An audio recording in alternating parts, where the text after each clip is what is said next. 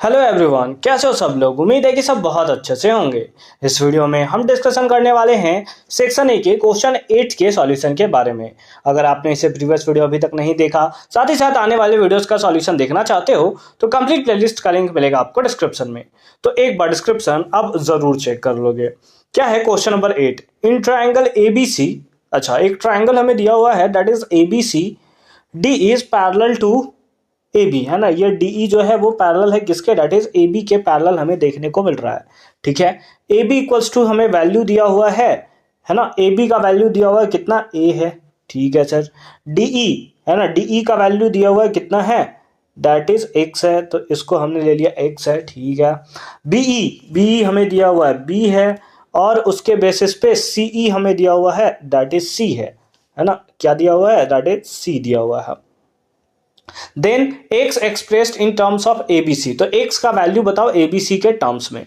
देखो ये हमें, अगर आप देखो तो ये कहीं ना कहीं आपको दिख रहा होगा कि जो आपने पढ़ रखा है बीपीटी, बेसिक प्रोपोर्शनैलिटी थ्योरम, उसी पे बेस्ड आपको लग रहा होगा। बट बीपीटी में आपको याद है क्या कि ये जब ट्राइंगल्स हमारे ये वाले पार्ट इस वाले पार्ट के होता था ना, तो ये साइड का रेशियो यानी कि कुछ इस टाइप से निकालते थे, A B by B D is equals to A D by A B by, एक सेकेंड क्या लिख रहा हूं मैं, है ना, ए सी बाई सी ई, ऐसा होता था, है ना। A D by B D equals to A C by C E या ई सी, है ना। जो भी होता है इस टाइप से आप लिखते हो, यानी कि फिर उस केस में ये रेशियो और ये रेशियो चाहिए था। बट हमारा इस केस में तो हमें क्या दिया, दोनों का बेस का रेशियो दिया हुआ है, यानी कि बेस का वैल्यू दिया हुआ है। तो उस केसेस में हम लोग इस फॉर्मूला के बेसिस पे तो यूज नहीं कर सकते। तो क्या करना पड़ेगा हमें, तो हमें यूज करना पड़ेगा सिमिलैरिटी का, और तब जाकर उस बेसिस पे हम लोग इसका सॉल्यूशन करेंगे।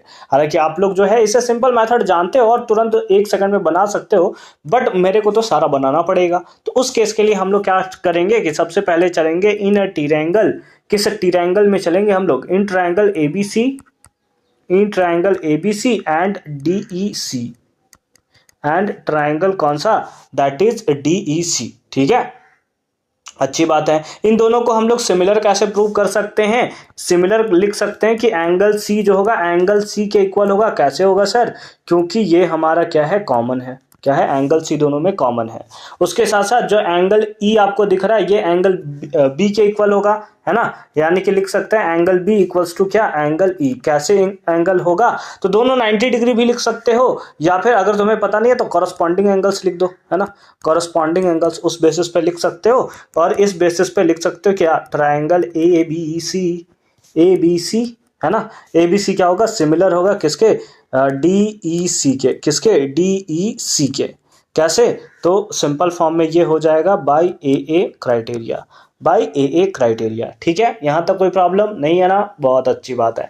अब हम लोग इस बेसिस पे क्या लिख सकते हैं, इस बेसिस पे हम लोग दोनों का रेशियो जो है वो हम लोग सेम लिख सकते हैं। जैसे हम लोग क्या लिख सकते हैं, A B by D E, है ना, A B by D E, A B by D E किसके इक्वल होगा, that is B C by, क्या होगा, बी सी बाई ई सी के।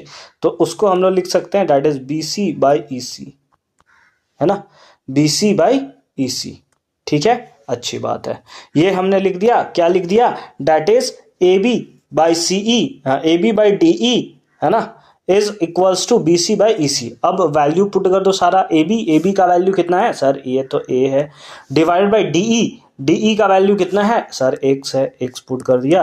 बीसी का वैल्यू कितना है, तो बीसी आपको यहां से यहां तक का लेंथ है, यानी कि इसको आप लिख सकते हो दैट इज बी प्लस सी, है ना। बीसी लेंथ यहां से यहां तक का लेंथ, टोटल लेंथ कितना हो जाएगा, B plus C divided by EC कितना होगा, तो सर ईसी ना, ईसी कहाँ गया, ईसी है सी, ईसी क्या है सी। क्रॉस मल्टीप्लाई कर दोगे तो सिंपल फॉर्म में क्या आ जाएगा, X into B plus C is equals to क्या, A C, is equals to क्या, दैट इज ए सी।